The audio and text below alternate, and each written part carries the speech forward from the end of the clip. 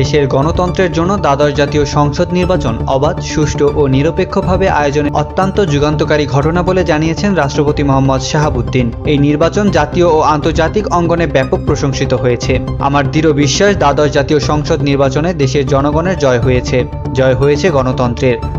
মঙ্গলবার দ্বাদশ জাতীয় সংসদের প্রথম অধিবেশনে দেয়া ভাষণে এসব কথা বলেন তিনি। আরও বলেন, নির্বাচন কমিশন সফলভাবে নির্বাচন পরিচালনার মাধ্যমে দেশের গণতান্ত্রিক শক্তি আরও সুদৃঢ় হয়েছে।